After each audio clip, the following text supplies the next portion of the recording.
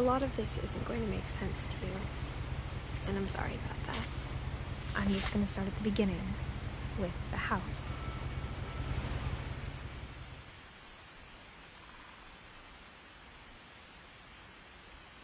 Someone had put up a chain link fence, but it looked like I wasn't the first person to hop it.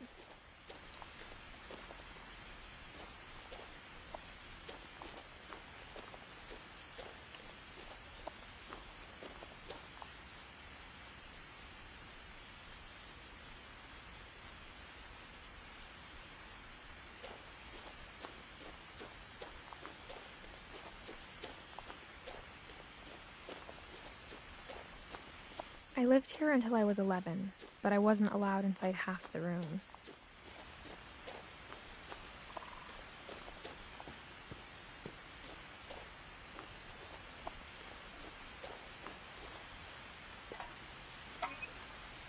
Inside the mailbox were bills from 7 years ago, marked urgent, open immediately.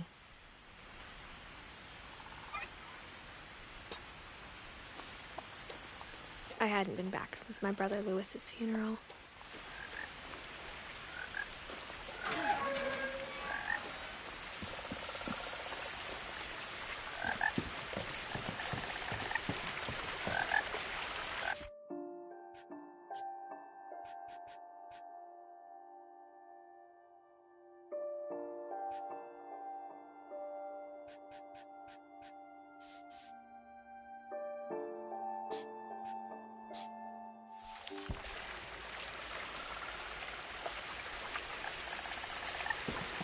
In her will, my mother left me a key, but didn't tell me what it unlocked.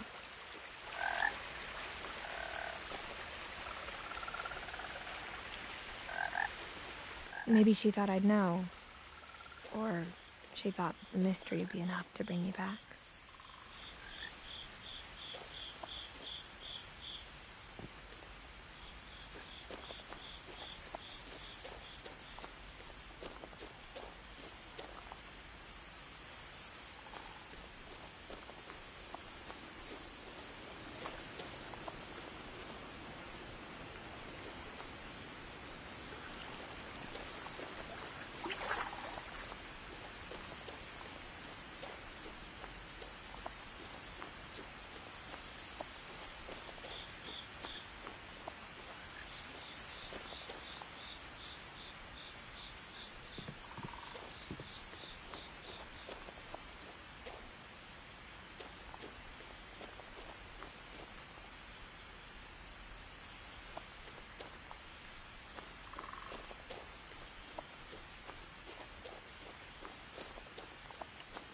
No one had driven this way in a long time, but I saw a few hoof prints.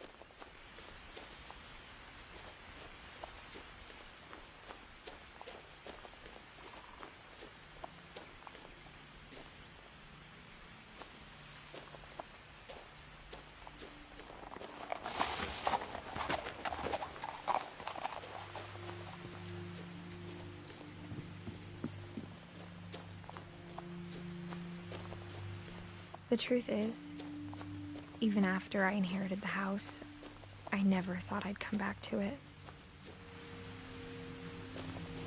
But now I had questions about my family that only the house knew the answers to.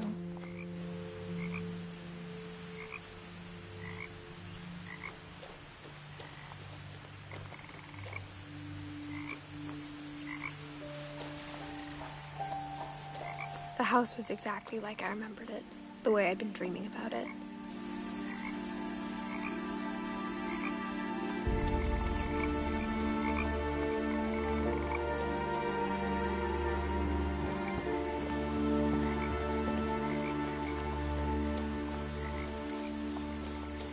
As a child, the house made me uncomfortable in a way I couldn't put into words. Now, as a 17-year-old, I knew exactly what those words were. I was afraid of the house.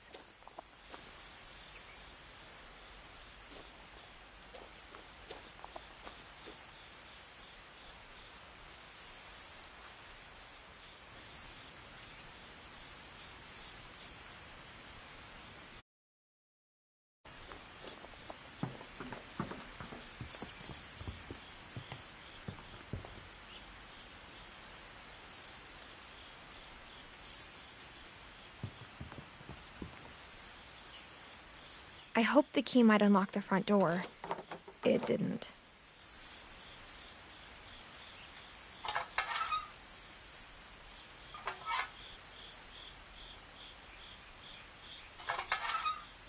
Looking in, I felt like the house itself had been waiting for me.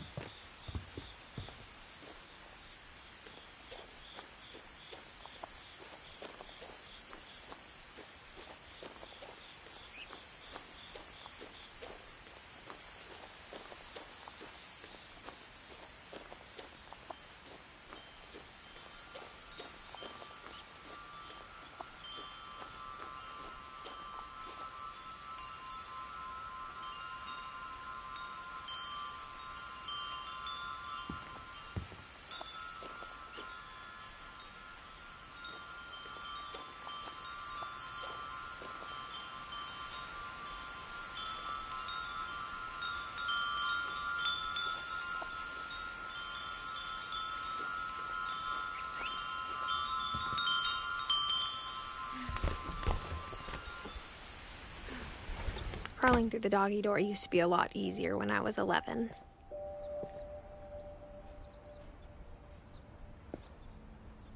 The power had been turned off the night we left.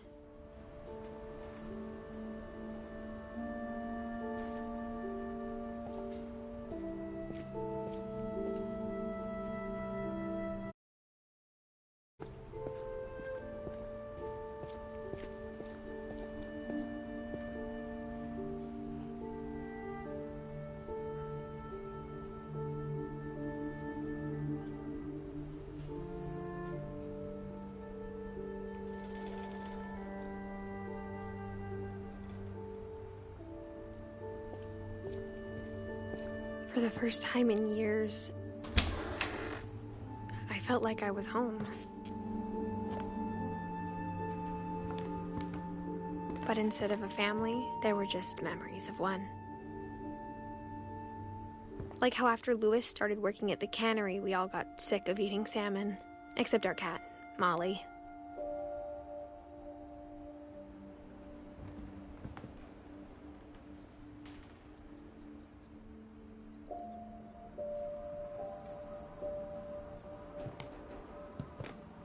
Or how only one restaurant would deliver to our house, so we had Chinese a lot.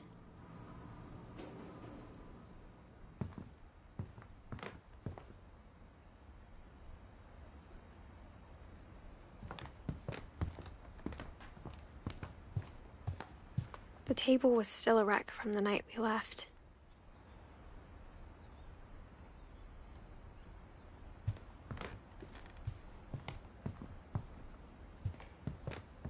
My mom was the only one of us who could imagine Great-Grandma Edie living in a nursing home.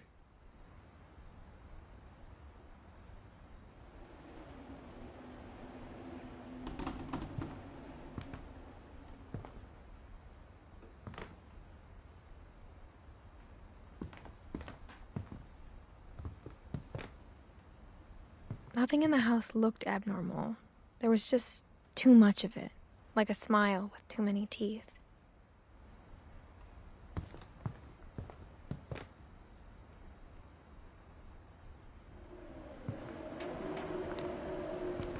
Even the fireplace had a story. Edie told me the bricks came from the original house, after it sank.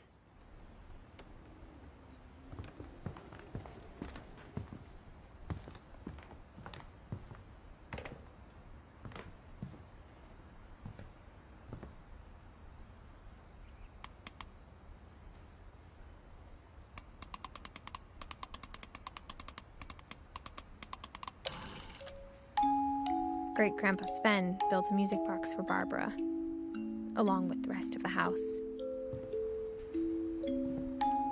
Mom always told me to stay out of the basement, so I wasn't too surprised when the key didn't fit.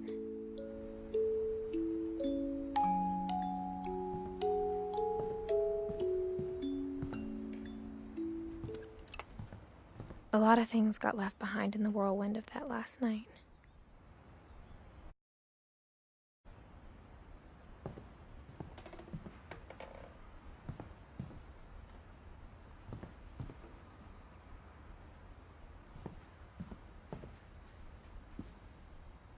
After Milton disappeared, Mom sealed up all the bedrooms. Then Edie retaliated and drilled peepholes.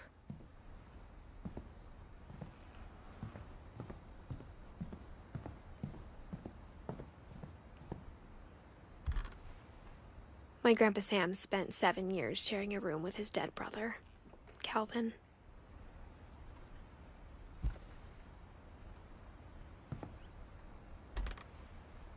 As a kid, I just assumed every house had peepholes and sealed rooms you weren't allowed inside of.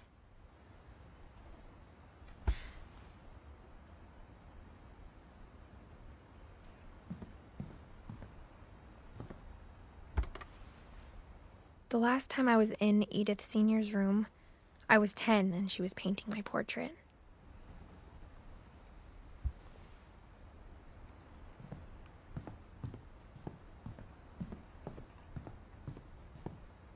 Whenever people ask me about my family, the first thing they always want to know about is Barbara.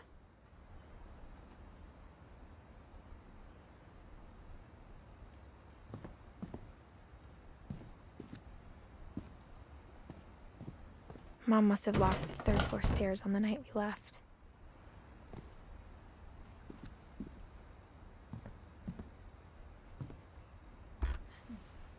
Barbara was a child star for 2 years, until America grew out of it.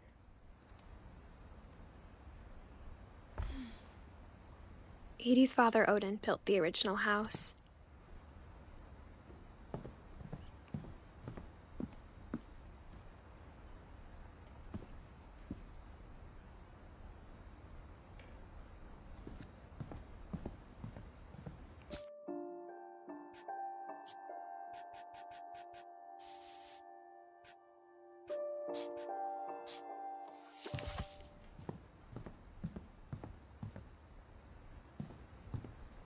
I spent a lot of time playing in Great Uncle Walter's room. Lewis told me there were secret passages, but I never believed him.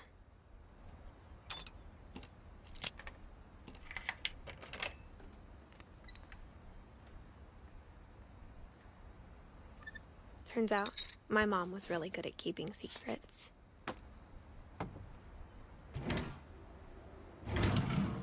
Now it was time to find out what my mom had been afraid of.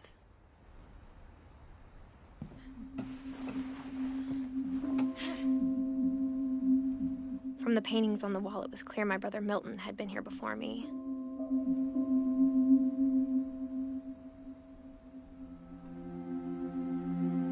Reading this, maybe it sounds like I had a plan. But I had no idea what was behind that door.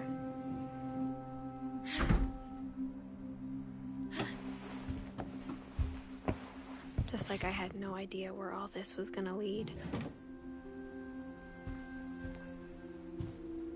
I grew up looking at Molly's room through the peephole. Molly's gerbil had a tiny bedroom with its own even tinier gerbil cage.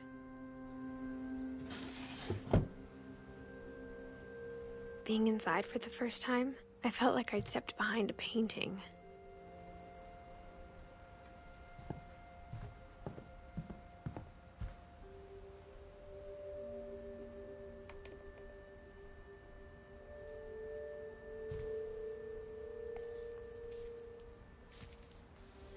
December 13th, 1947.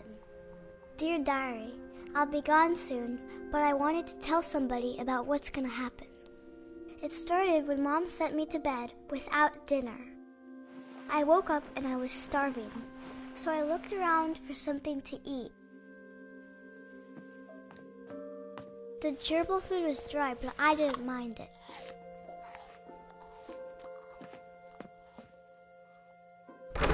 Mom, can I come out now? Sweetheart, it's late. Go to sleep.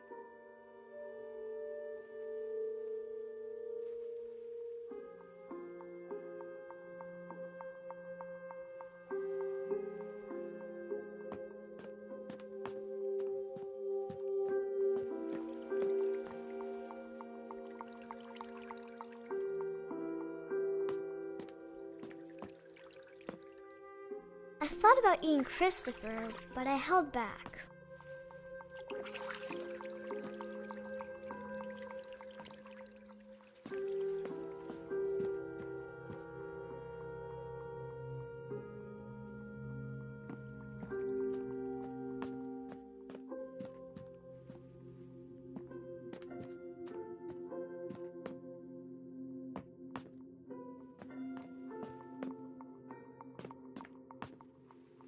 My Halloween candy was all gone.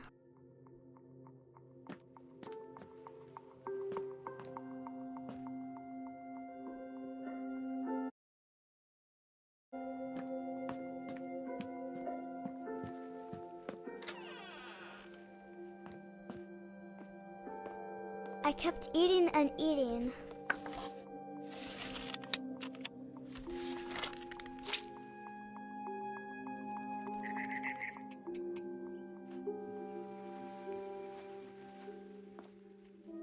I ate a lot of things that night.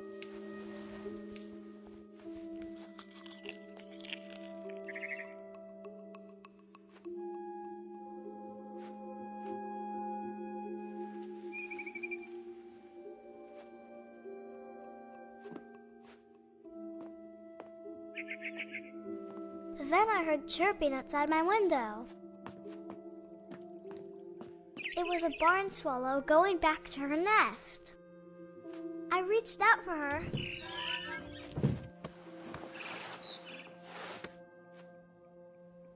And suddenly, I was a cat.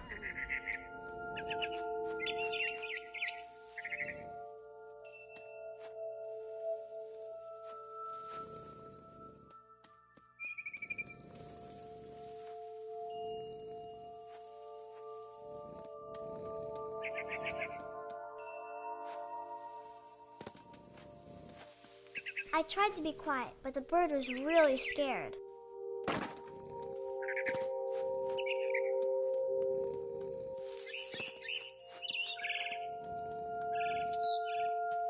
Mom and Dad didn't even look at me.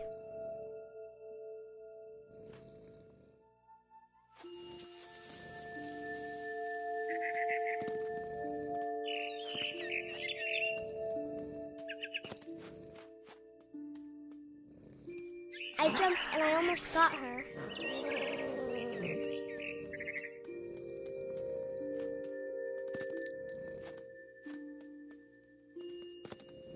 I could tell she was getting really tired. Now I was up in the big tree. I promised Dad I wouldn't climb it anymore. All I cared about was eating that mama bird.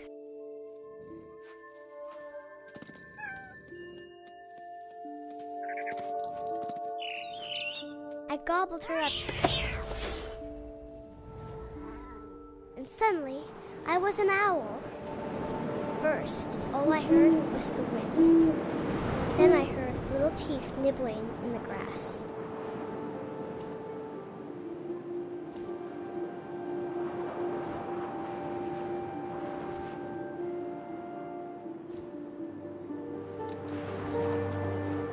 Rabbits.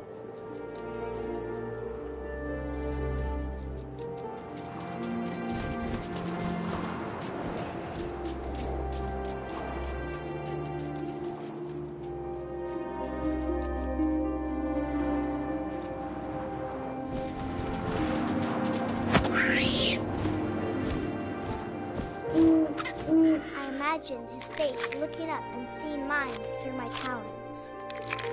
I swallowed him up, and I didn't chew one bit.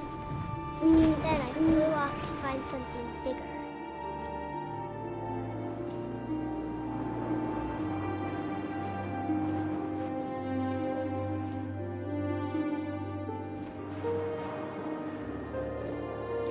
A mama rabbit.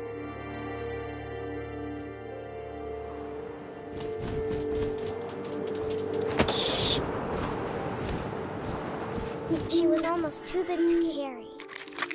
I started choking, but I couldn't stop eating. And suddenly, I was a shark.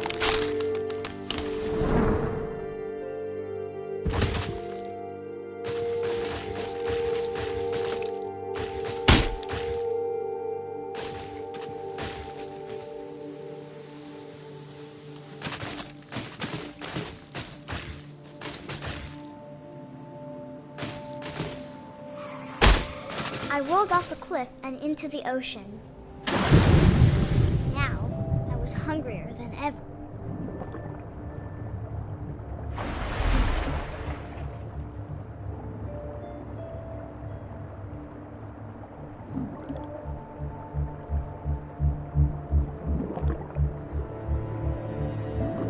I wanted fat, juicy seals.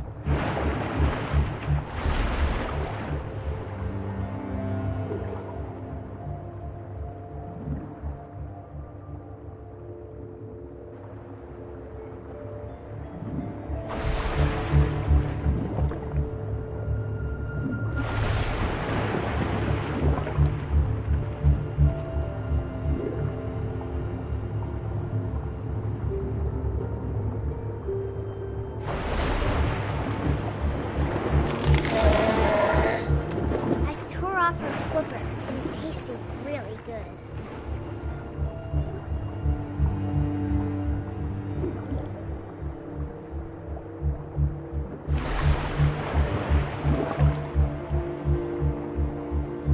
I grabbed on tight, but I was so hungry, I jumped out of the water.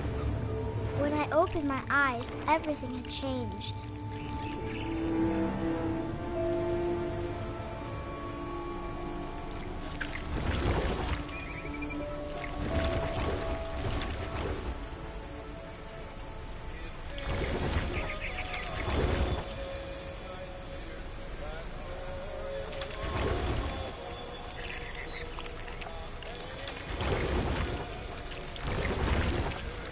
Now I was a monster, and I smelled people everywhere.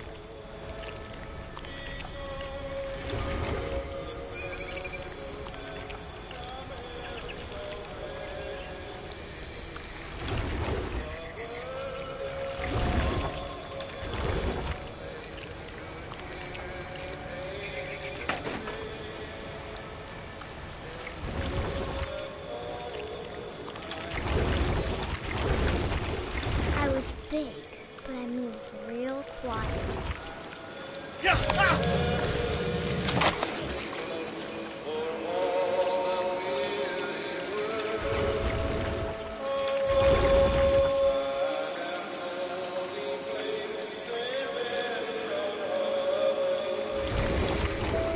I wanted to stop, but also I didn't.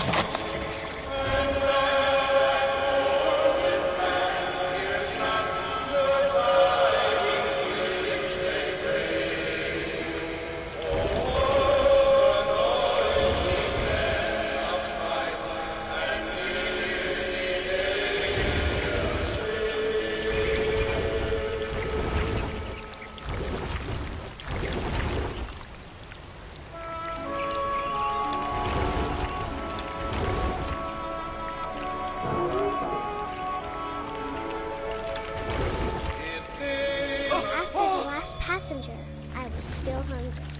And to cross the water, I smelled something new. Something I had to have, so I swam towards it.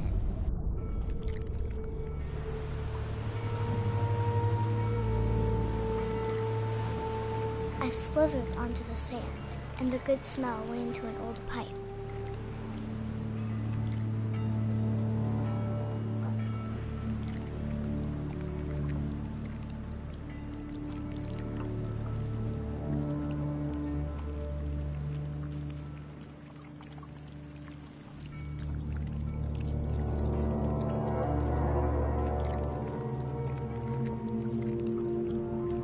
I got closer and closer.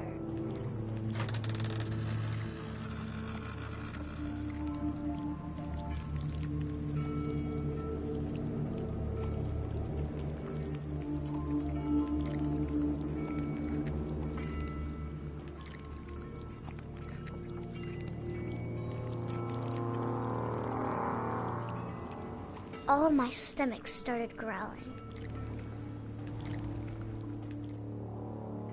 And suddenly, I was me again. I held my breath for a long time, but I couldn't hear anything. I think it's waiting for me to fall asleep. But it's not going to wait much longer. It needs to feed, and we both know I will be delicious.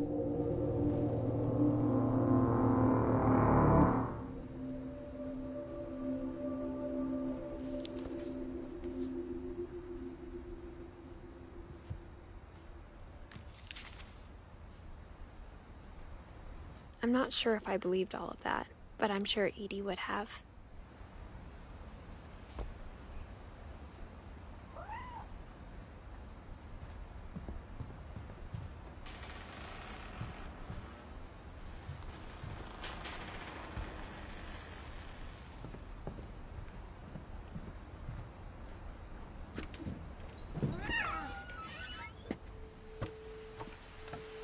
This will be obvious later, but my mom never told me any of these stories. Edie would have, but Mom didn't like bringing up the past. Though, when we adopted a stray kitten, she was the one who named it Molly.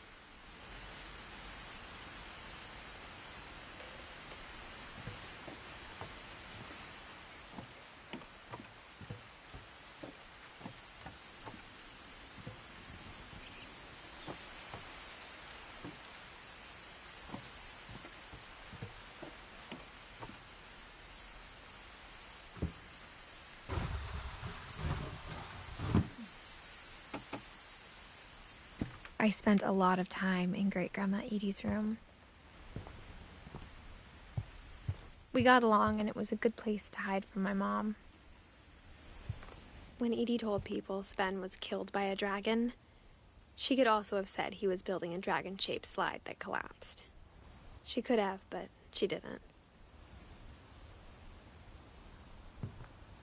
Even in her 90s, sometimes Edie seemed a lot younger than my mother.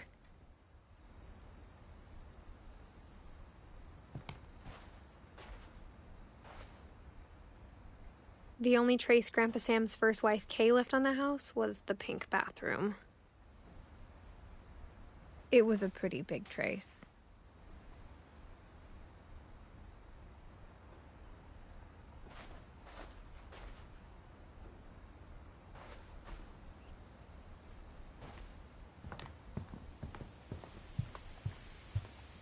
Her room was like a museum. For 500 years, the Finches have been famous throughout Norway for their fortune and misfortune.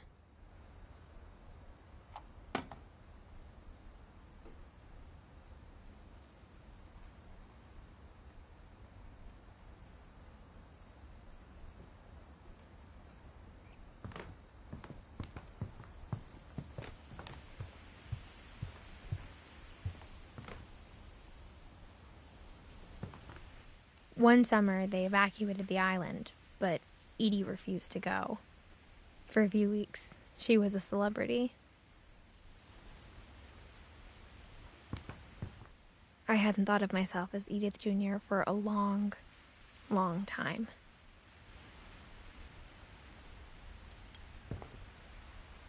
Edie gave a big interview about a mole man living under the Finch house. My mom was furious.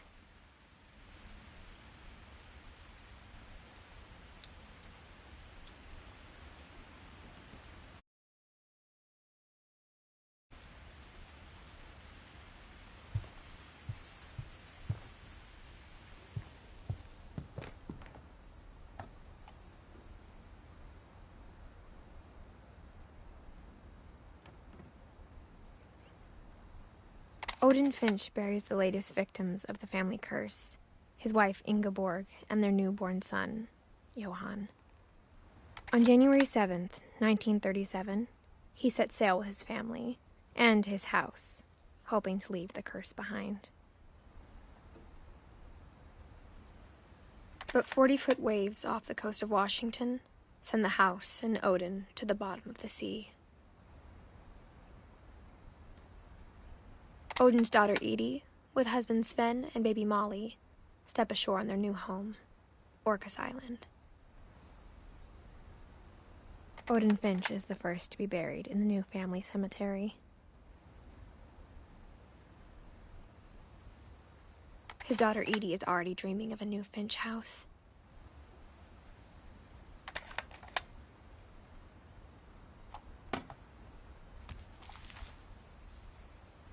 Whatever's wrong with this family, it goes back a long ways.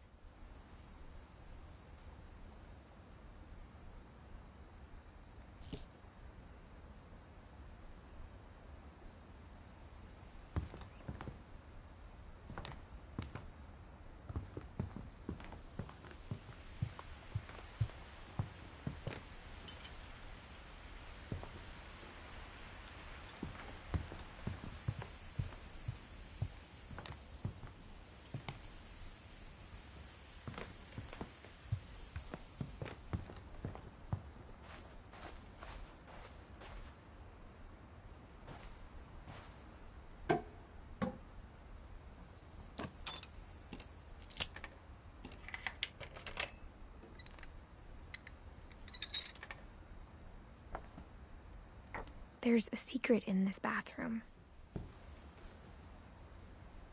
It's in the last place you would look. It isn't in the cupboard.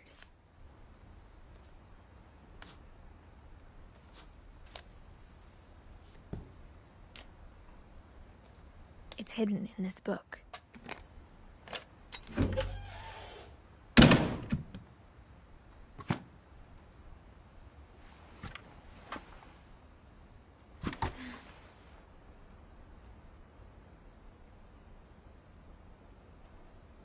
Sven gave Sam an old camera he'd refurbished.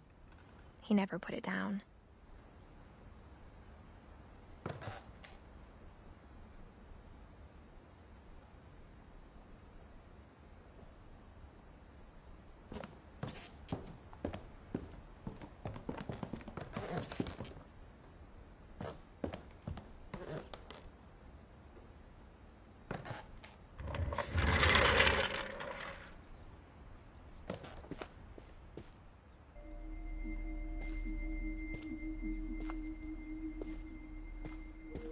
I knew Grandpa Sam had a twin, and that he never talked about him.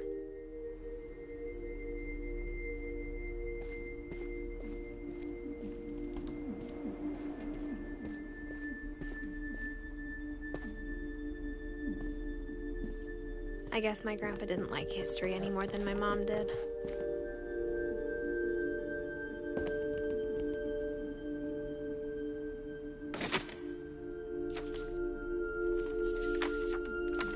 How I Want to Remember My Brother by Sam Finch.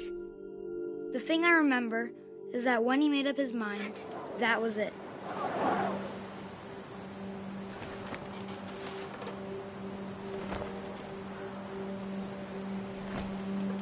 My brother said he'd die before he ate another mushroom, and he did.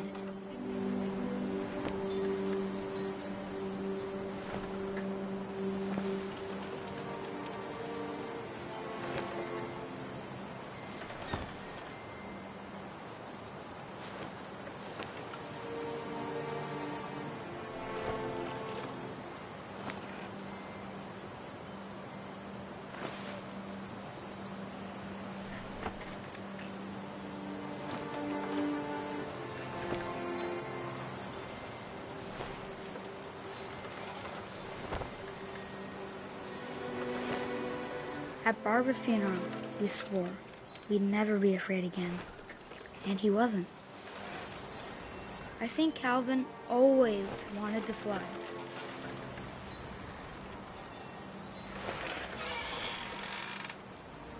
Sam!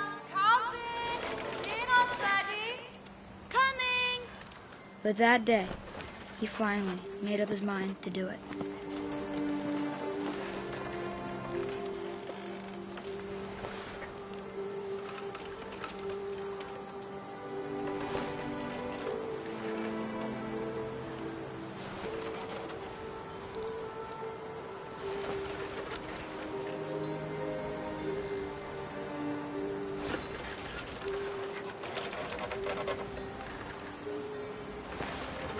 I told him going around was impossible.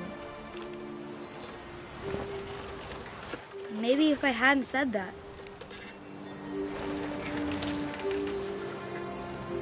Alvin, I'm not gonna tell you again. Maybe if the wind hadn't picked up. Then maybe he'd still be here. But I doubt it.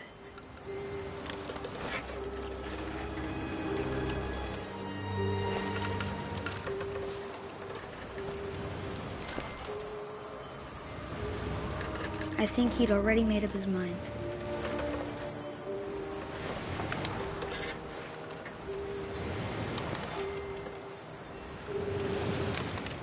That's what I want to remember about my brother.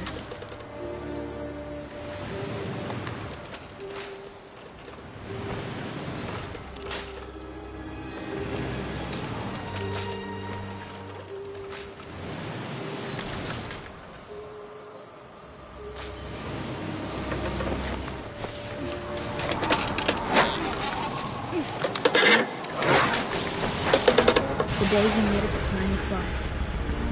And he did.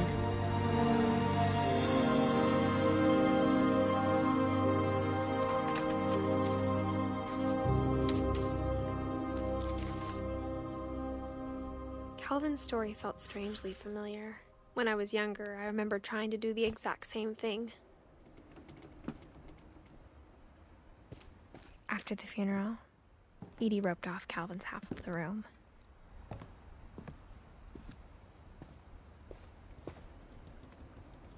Mom said Grandpa Sam enlisted at 18 and never set foot in the room again.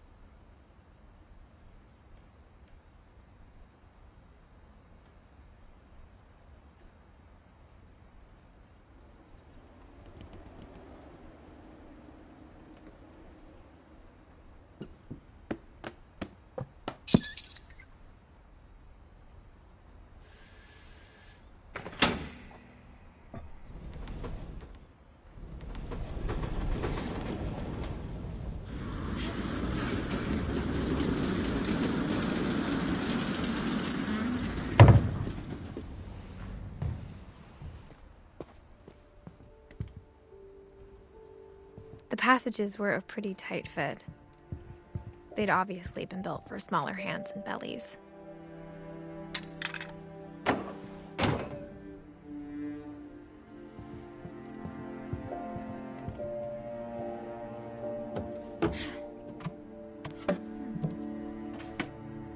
Growing up, I always thought of Barbara as a child star.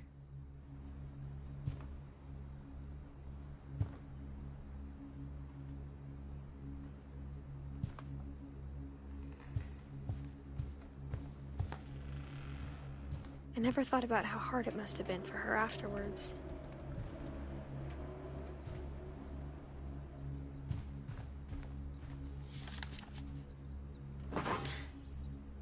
Of all the stories people wrote about Barbara's death, I'm surprised Edie saved this one.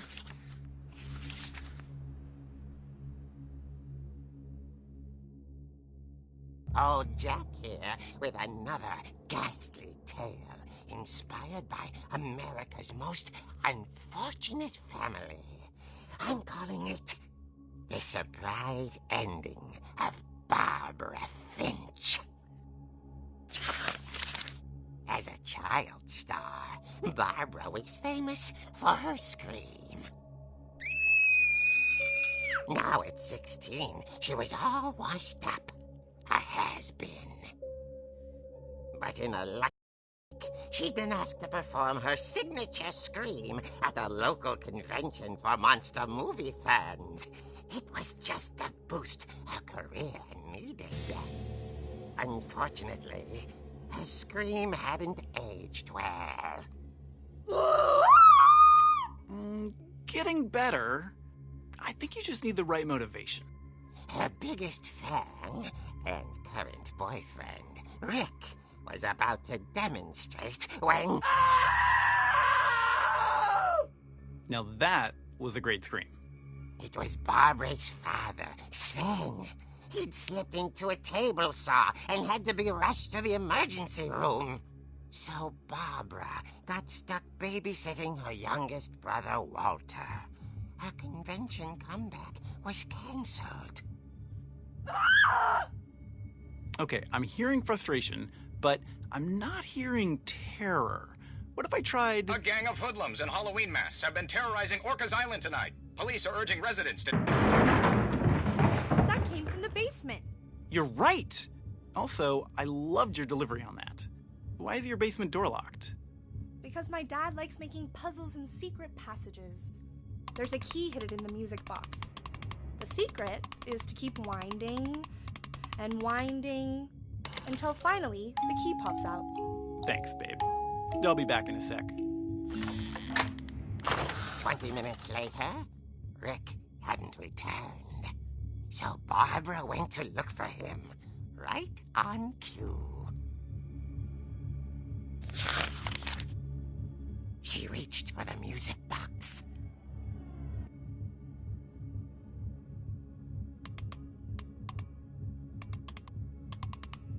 And as she wound the key, she listened for Rick, but the house was silent.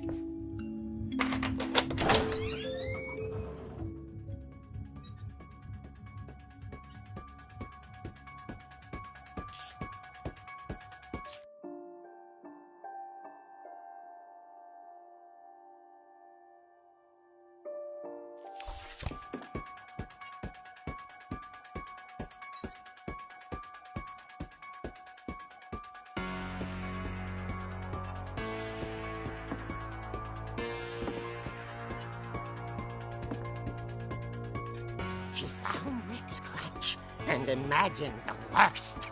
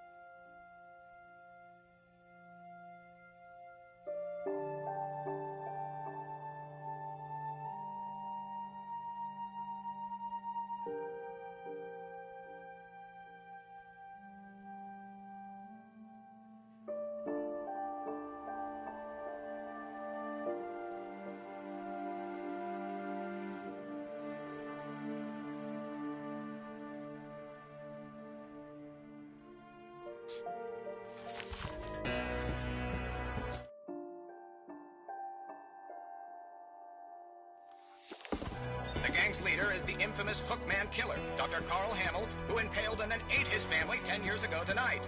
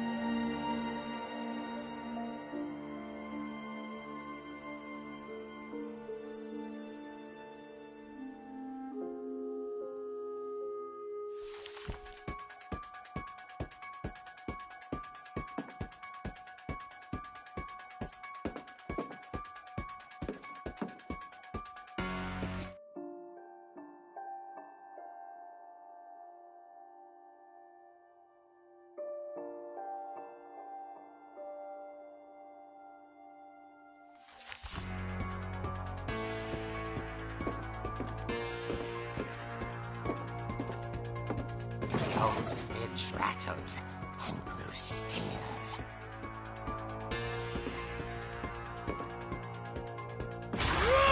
Oh, dear! Oh! Rick? Barb, relax. I was just trying to scare you to help you find your scream. Well, I'm not scared, Rick. I'm furious. Then act furious. All I'm getting from you now is that you're hurt and confused and you're... She threw him out, but she kept a little something to remember him by. Barb, have you seen my other crutch? And she was still holding it when she fell asleep watching the late picture show. Hours later... Barbara! Walter, what's going on up there? Ah! Okay, I'm coming up, but if this is a trick, you're dead, Walter.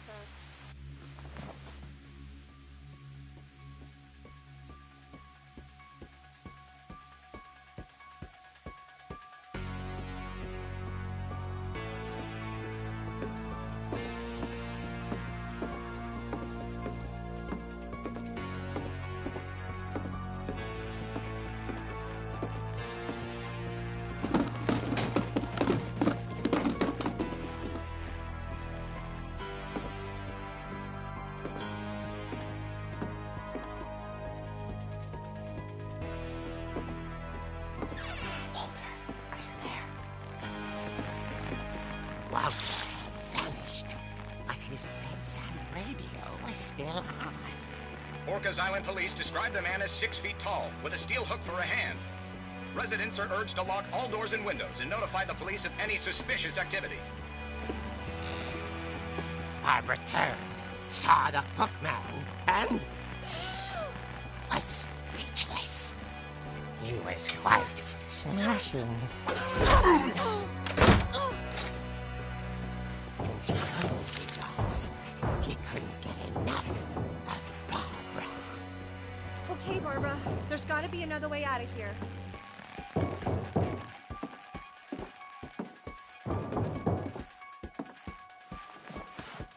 That night, she played her part beautifully.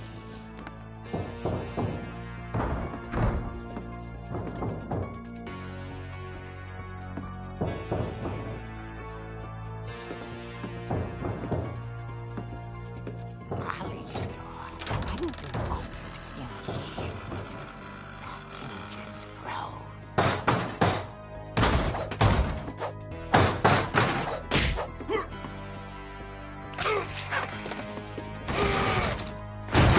He wasn't moving, but she sensed the story might not be over yet.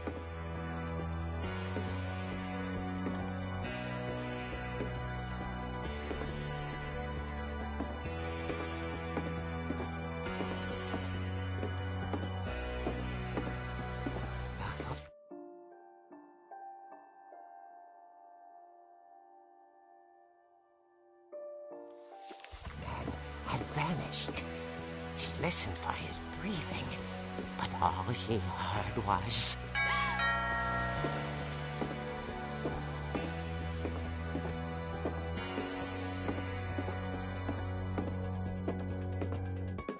At the door, she heard whispering.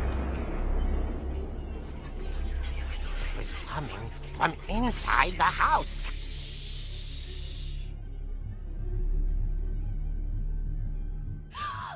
Oh dear.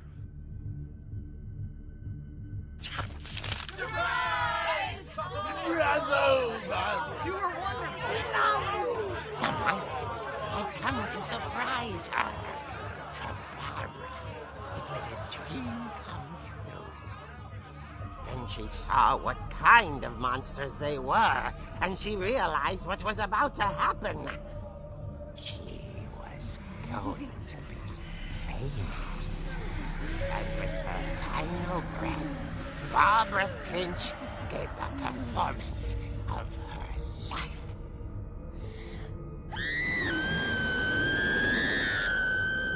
I wasn't there myself, but I hear Barbara was magnificent. girl. She had a taste for stardom. But unfortunately, so did her fans. Of course, the police blamed it all on poor Rick, who disappeared the same night. And little Walter? Hiding under his bed the whole time. He took it all pretty hard. But that's another story. As for Barbara, tucked inside the music box is all they ever found of her. Her ear. Now that's what I call a real eerie tale.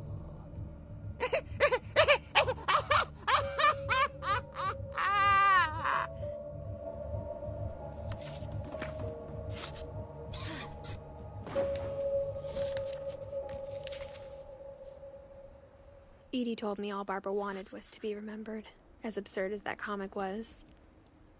Maybe what Edie saw was a happy ending.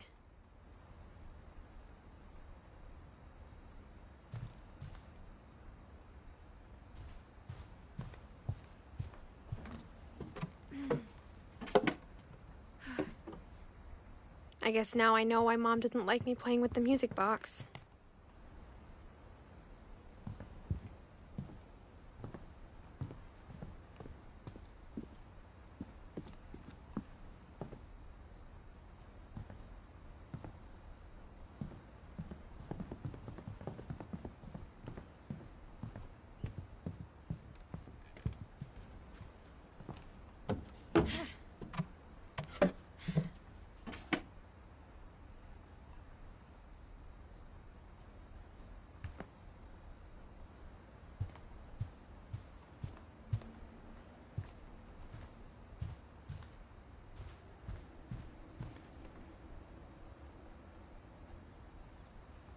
It's funny.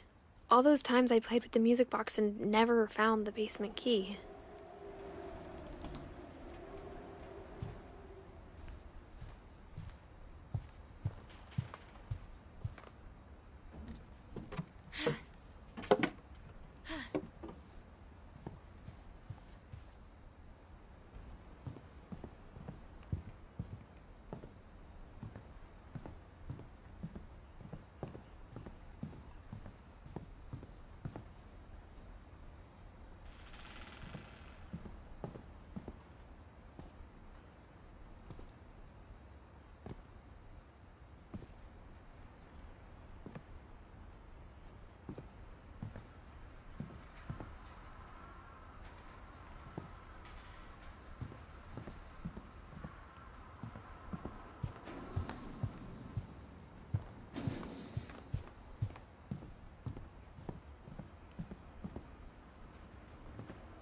My mom wasn't much of an optimist, but she never stopped believing that my brother Milton was alive.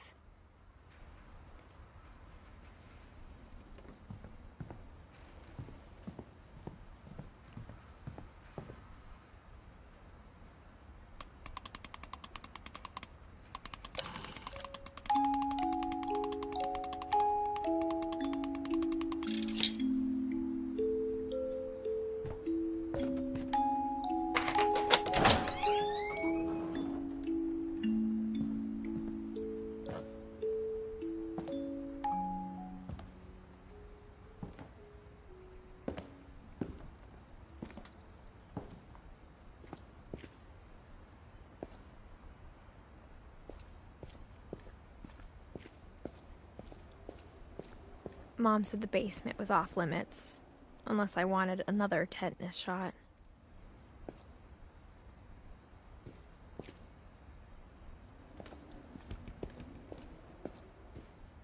I saw Edie sneak down to the basement once, carrying packages.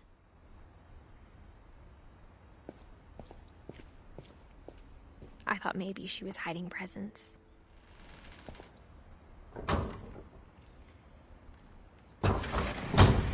It turned out she was hiding a lot more than that.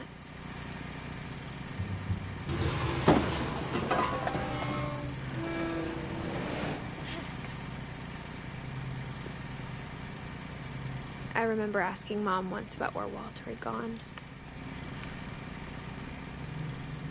She said after Barbara died, he got as far away as he could. If there's a pattern in all these stories, I think it's that none of us has gotten very far.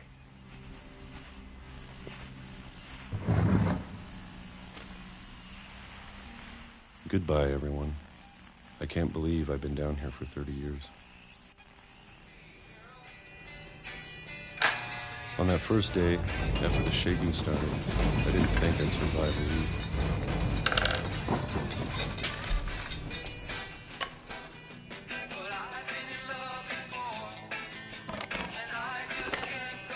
But after a few days, I settled into a routine. That's what kept me sane.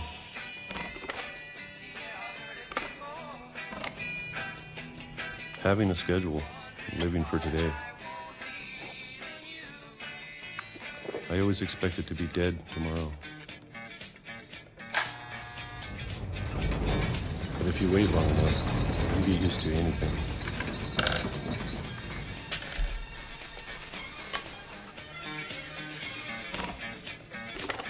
Even a monster on the other side of the door starts to feel normal. Almost friendly.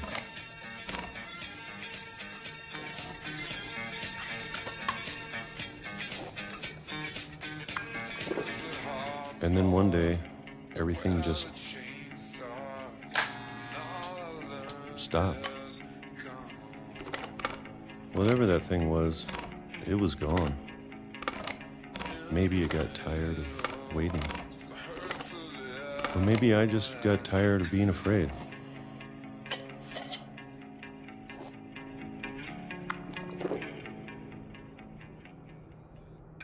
It's been a week now, the longest in 30 years.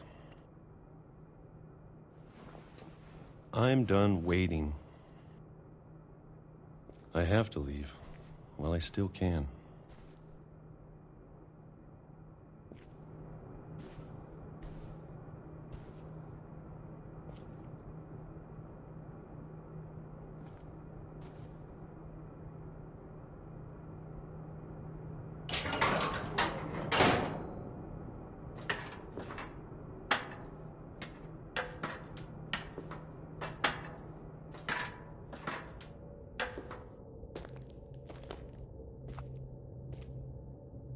I know it's out there, somewhere.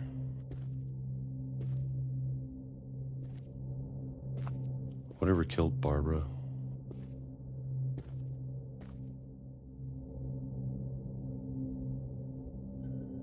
And Molly. And Calvin. Maybe this is all a mistake. But I need to stop living the same day, even if it kills me.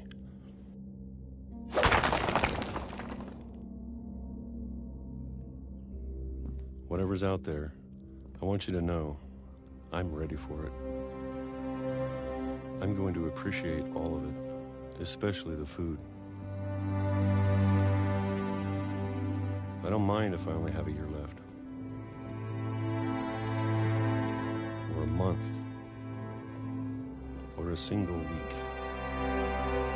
I'd be happy with one new day. I can already imagine the sun on my face.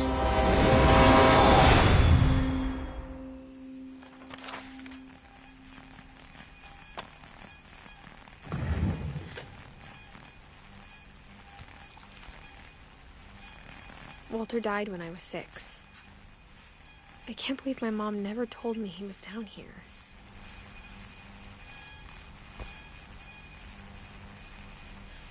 I'm sure my mom was trying to protect me.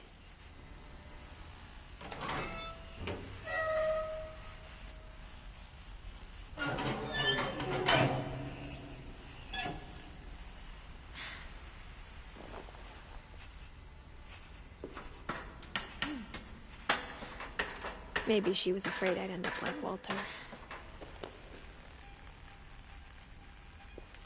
But if she never told me about an uncle under the house,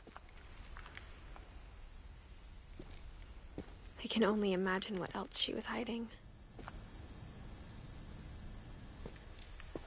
I don't want to make the same mistakes she made.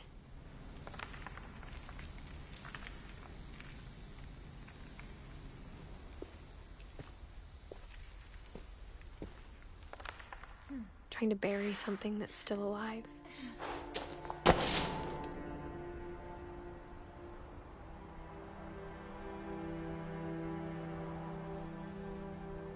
Now that there's only one of us left, or maybe two, I thought it was time I heard the stories for myself. And found out what happened to everyone else. But now I'm worried the stories themselves might be the problem.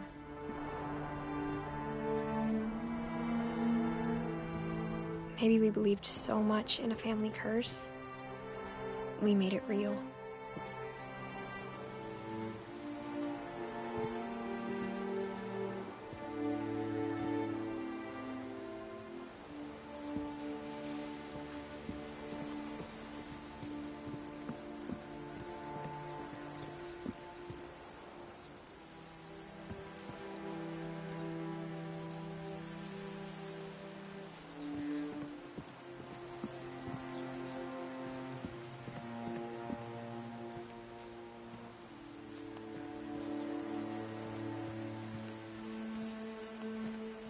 I don't know if I should even be writing this.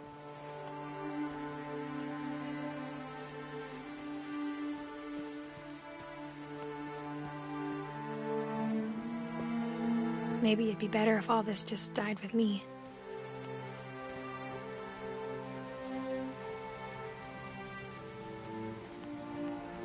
But I thought you should know about your family.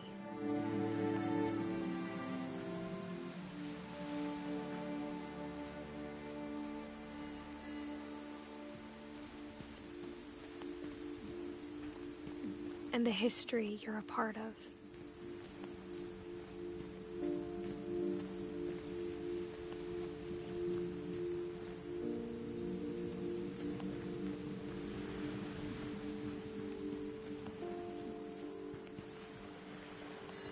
Though to be honest, I feel as lost as you probably do right now.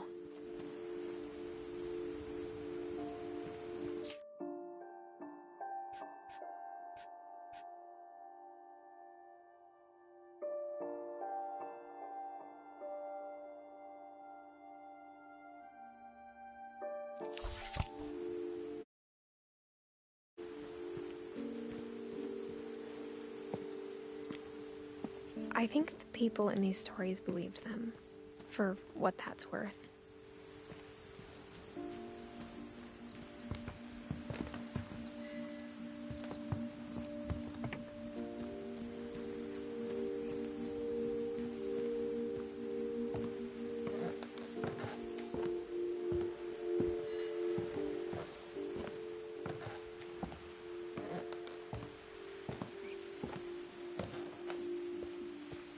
And when you look at the house, that history of imagination and stubbornness and madness, any of it seems possible.